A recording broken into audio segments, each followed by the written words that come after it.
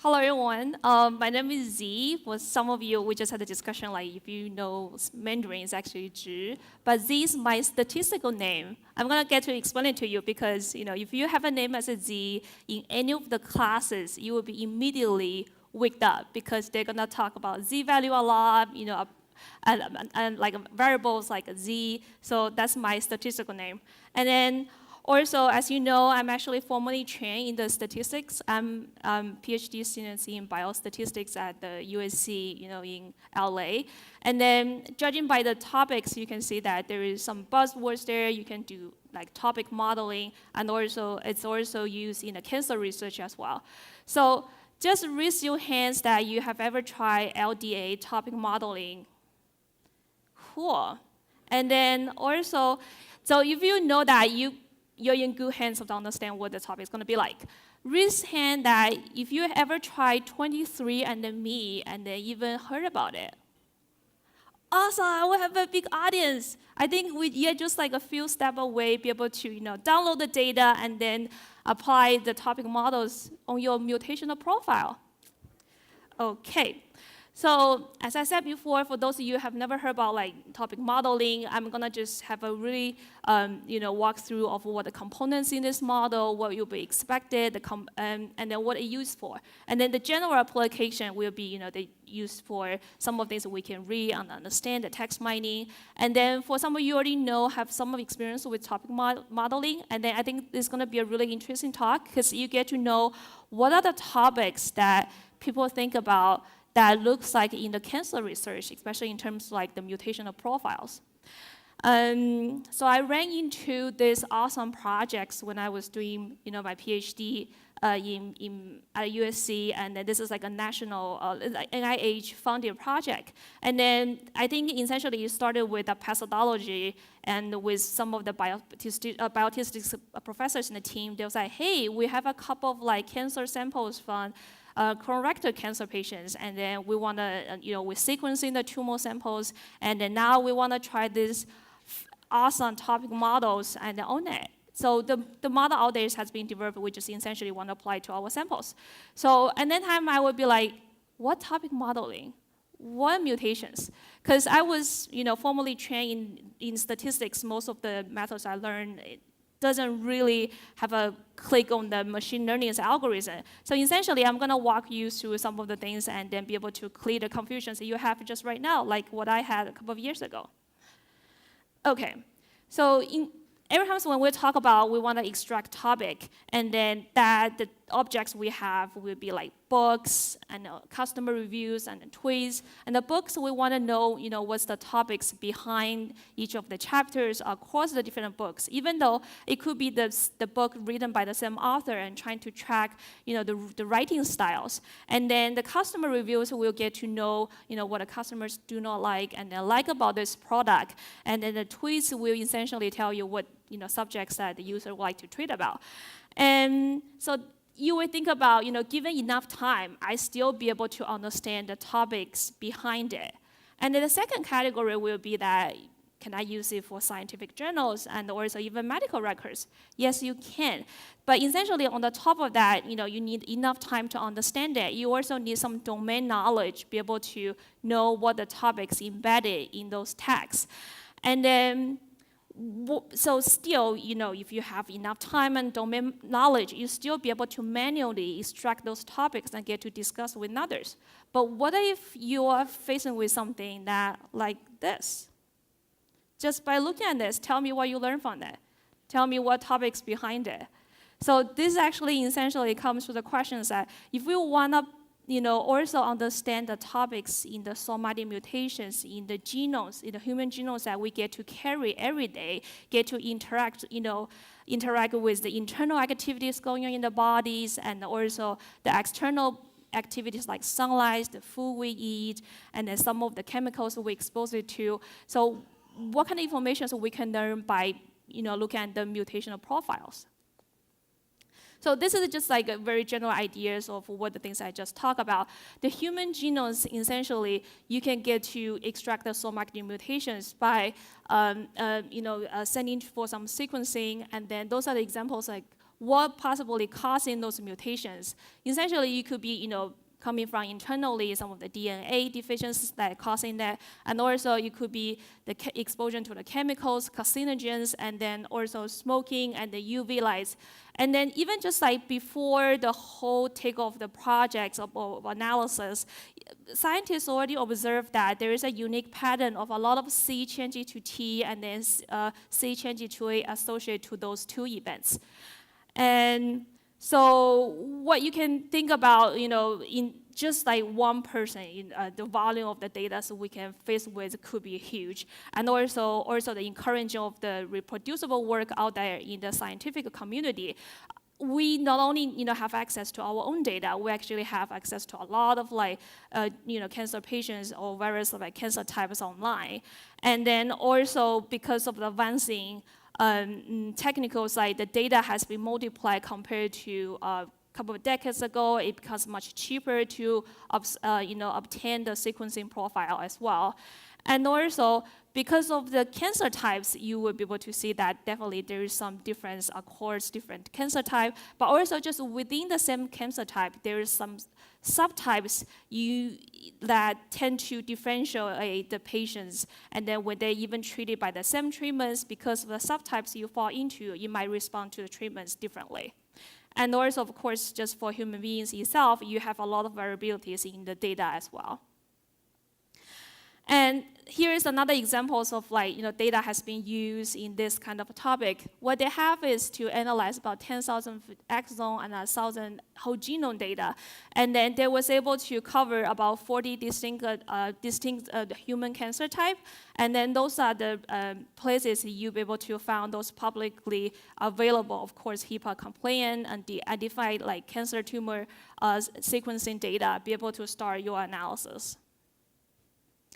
Okay, so I just finished to give you a basic idea of what data looks like. Then let's take a look at the model, what kind of model I'm going to use here. So topic model has a really three key components, judging by the titles. You have the documents you have, and then also the documents made of Word. And then what you have over here, topic, it's just an abstract summary that originated from the topic itself. It's not exactly as the topic, and then also one topic can have a different distribution spectrum of various topics they have. And then also topic itself is a mixture of the words. Some of the words that can have a much higher chance appears in one topic, whereas compared to some of the words has a much lower chance that you can see from another topic. And then just by looking at the data, something's already there that you actually have all those documents, they're quite evident, and you already see the words going on there. So the topic is just essentially latent variables that we need to, by use this model to extract out from the data we have. And then let's take a closer look of what exactly, the relationship between the three components I just mentioned. So just in one single document, this is an example of, this distribution of the topics could be. And then apparently this one have a much higher chance of seeing the yellow one as compared to another document that has, similar spectrum, but much lower chance of seeing a blue topics appears in the document. And then, of course, every document is unique, and you have a ways to be able to, not only you extract the topics out of the document, you essentially can be able to see the exact composition in there. So we also use a ways and a fraction be able to capture that composition in each of the topic. And so what is in the topic? Topic will be, essentially would be made of words, and then we also have another distribution be able to capture, what's the spectrum of the words, and then what each of the words play a roles in this specific topic. And then essentially topics are consistent across the documents, so we want the topics to be the same. So later on, when we gather all the documents together, we will have a chance to see this is the same topics, has been shared across the documents, and then we like to see how different from each other. And then, of course, the determination of a number of topics could be a headache. So that would be another rabbit hole to be able to talk about. But today, I'm not going to spend much time on how to determine the number of topics, but just a very simple intuition. If you don't have that much topic, then essentially you summarize everything at a very much high level. You don't get to have a close understanding of what the topic really want to communicate to you. But if you have too many topics, then some of the topics barely have any chance sharing in most of the documents you have. So finding an optimal number of topics could be a really important step in the analysis.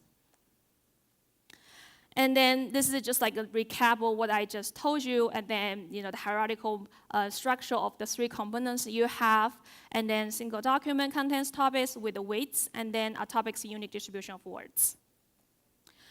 Okay, so since you already have a basic fundamental understanding of what the models are, you're actually ready to do modeling. Should I just grab some tags online, download my tweets, and start to play with it? You don't really have to go into that step, but you're welcome to. Essentially, when I trying to have a sense of what model can do, I did that. But there is certain steps you need to do, be able to really start trying these algorithms. Will be you need to tokenize your word, separate the sentence into different words, and also use the stop words. So kind of I can easily get distracted by some of the steps. This is a really good tool, and I think the inventor was trying to use emoji that you can treat each of the emojis in the word as a word, and then by tweaking some of the parameters, you get a better sense of how the data was generated, and then by changing the parameters, you will be able to see how the topics change along when you change the parameters on the left panel.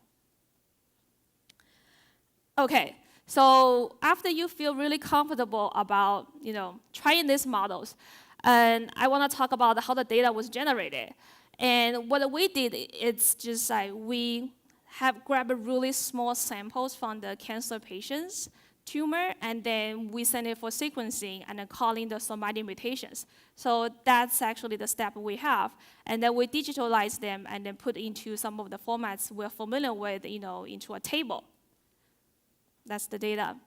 This is not a simplified version of the data we have. That's exactly the data. It's like, you have like the samples, and then a sample ID to track the, the documents, and then you have the reference, which is what the mutations occurred before, and then alternative will be what it, mutated to. And essentially, there is 2 more columns here. You get to know what the chromosome or positions are. I'm gonna show you a little bit later why they're very important. What the chromosome and the position essentially, helping us will be trying to retrieve, the environment of this when the mutation happened. Because if you only look at the very, high level of the frequencies, there's only 6 of them. Are we just gonna think there's 6 words in the profile and then use it to analyze them? That would be a little bit too few information. And as I mentioned to you before, smokings have this kind of pattern C changing to, I think, a T, and then also sunlights have this one. Others might have a similar pattern as well. So how are you going to differentiate them from each other? So another way will be let's expand our dictionaries. A way to do this will be still start with the 6 words we have. This is the mutation substitutions. And then trying to look for what's the surrounding of that. So essentially, by looking at the flanking basis of this mutation, you will be able to expand your own dictionary of only 6 words to about 1,500 of them. So those essentially will be the words that we're going to deal with and then trying to extract the topics out of. Okay. Also, still, without diving into too much of the modeling, this is just like another visualization of what do models look like when they're made of words. And this is a really good, awesome examples when they're trying to apply this to a text. And then you get to see, I really like this graph is because it's kind of amplified by the frequency of each of the words. You get to have a better idea of what they really represented in each of them. And we have this very similar visualization in the mutations as well. So this is what you will be looking at when we talk about the topics made of mutations.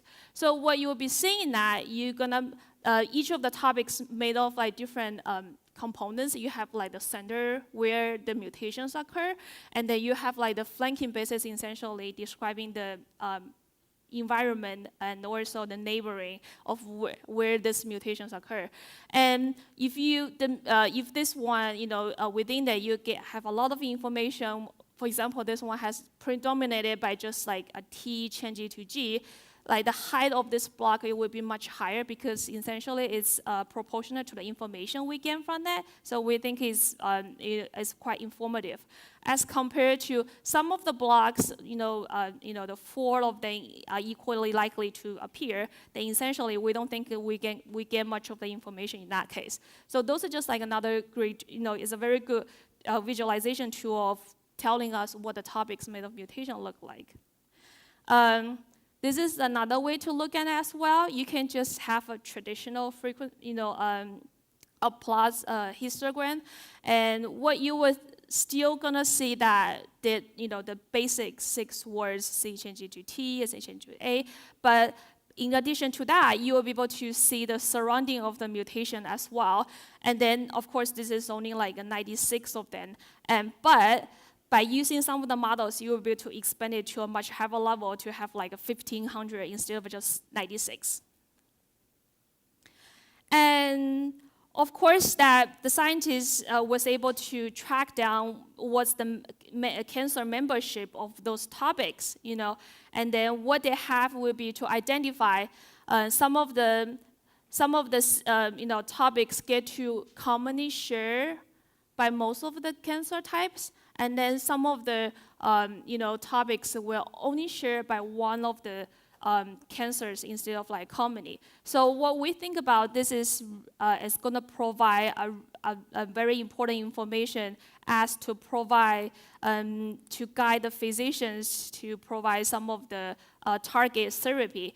And then also, we also can use this idea because it could be a really important of the biomarkers representing in the human genomes, essentially compared to some of the traditional exposures we're interested in, like age, and also gender, ethnic group, and also family history. This essentially can be corroborated with the existing knowledge database and then be able to help us understand more about coming up with a personalized medicine.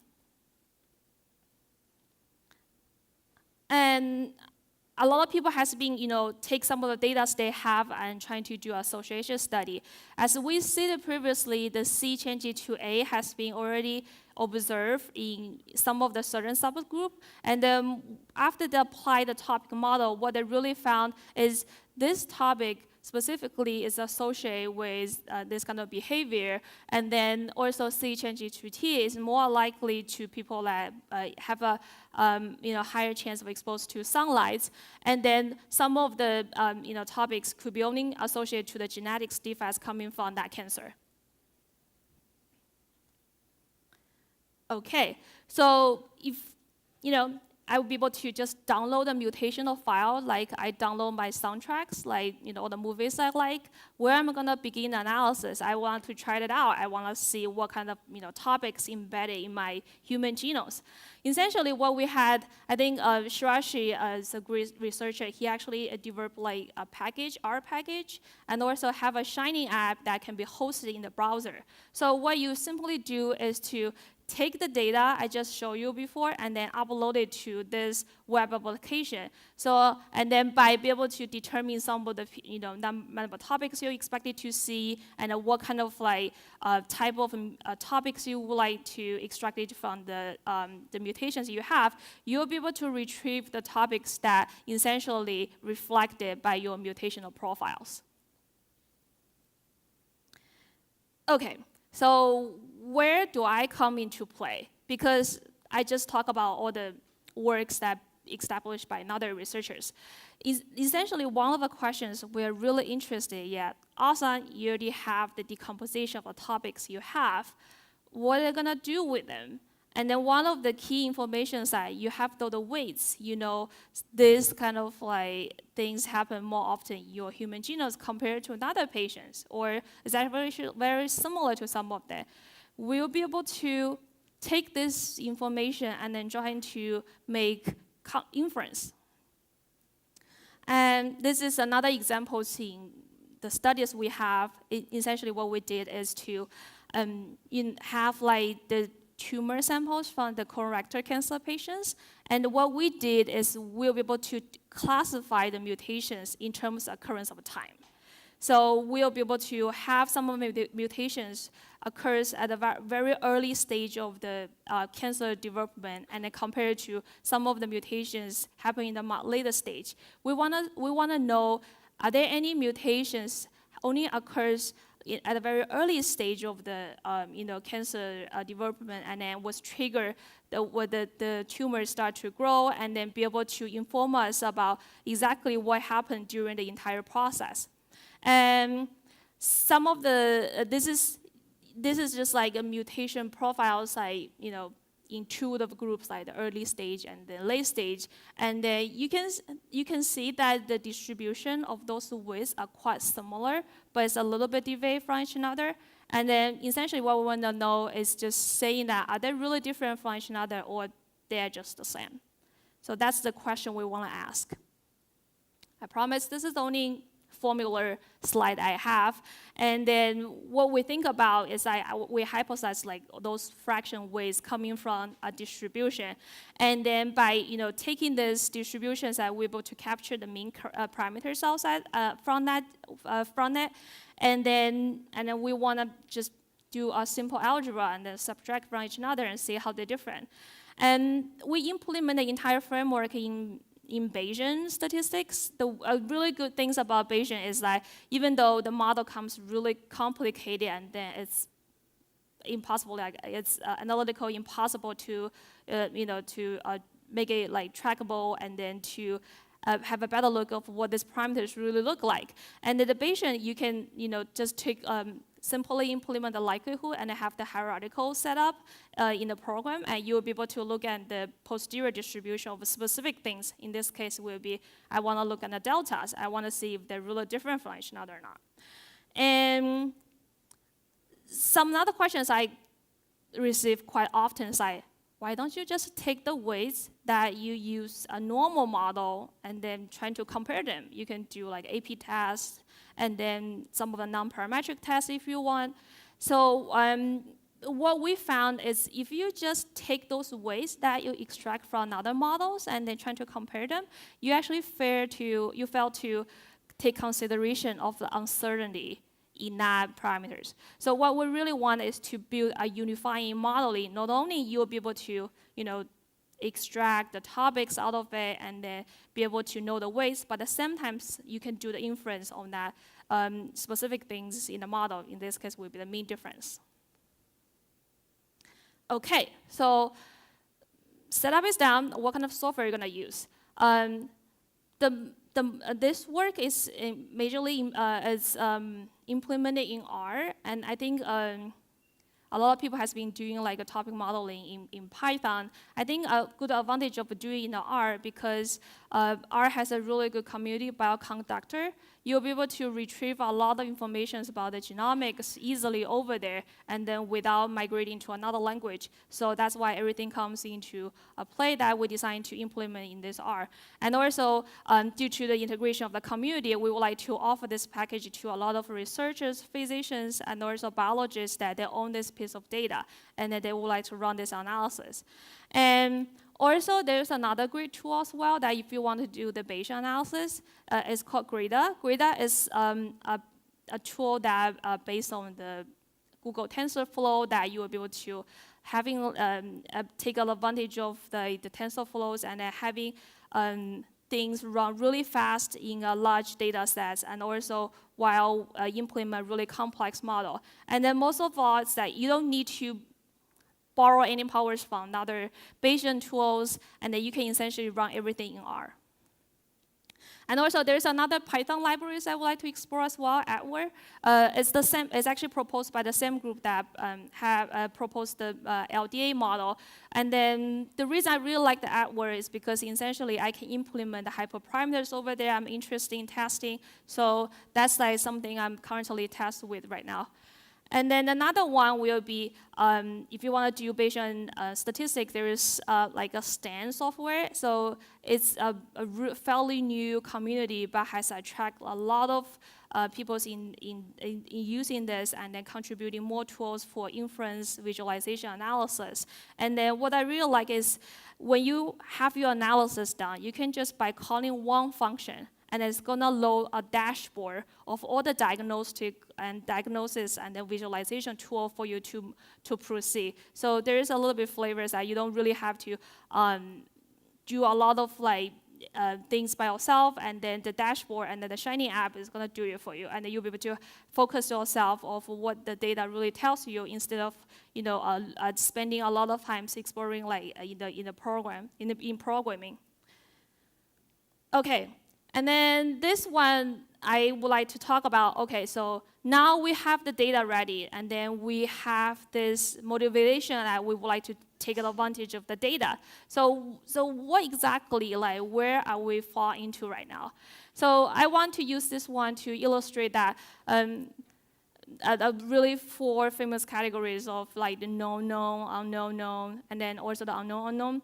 And then what we think about, we have make a really good progress by using the genomic data we have, and then also by borrowing like powers of the modelings that we're able to understand what's going on. For example, height, and then the genetics has been a really good example that we pretty much can explain all the effects.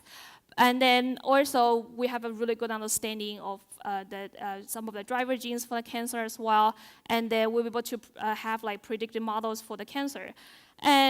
But also at the same time, when the data reach to the point that there is something already known from the experiences, some of the risk factors has been going, but we don't really have much of the data to support it. And then, for example, that people looking for some shotgun solutions just to cure the cancer, for once. And then they have been a really high expectation on just using the gene itself to explain it. Later on, they found out it's not enough. It's only just going to explain a really small part of it.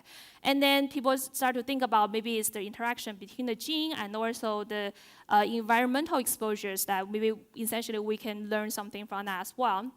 And as compared to also because we now having a lot of like level of genomic data, and then people will be like, how are we gonna essentially make a use of the genomic data? What kind of models we gonna apply it to be able to inform us?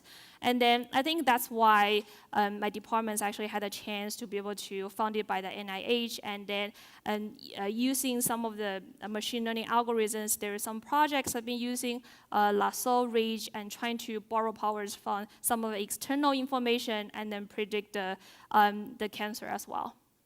And of course, there's going to be the unknown.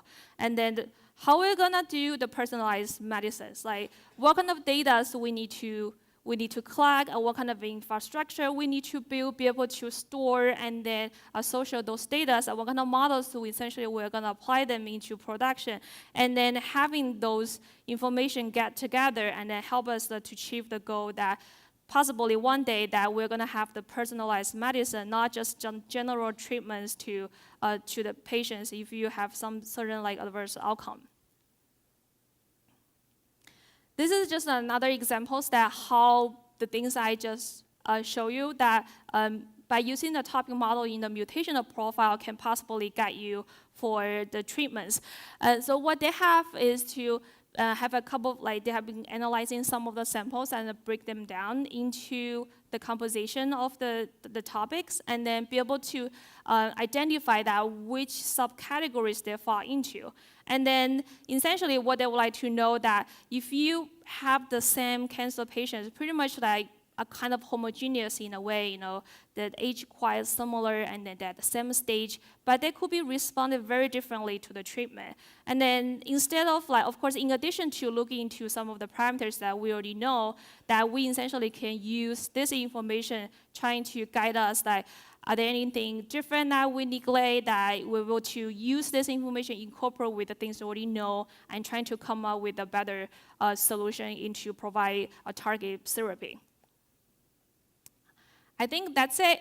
That's all the things I offer to you. I feel like 23andMe, I also checked the Illumina chips they use. They actually have the somatic mutations in cancer. So that's it, that you'll be able to just download the data that you order from this company and then trying to run analysis. Not really fancy. You can just go to the Shining app, like I just showed you, that I'm trying to play with a little bit. And then I hope you enjoy this talk. And one more thing, I also co-organized some of the meetup groups in the Southern California. We definitely, I found this community super supportive and friendly. If you ever, travel to Southern California, would like to give a talk and just hang out with us, and contact me on Twitter. Actually, I didn't know about this event until I got on Twitter last year as well. So I feel like it's a really good opportunity for us to get together and then be able to have this relationship and the learning curve going in the long-term future as well. Thank you.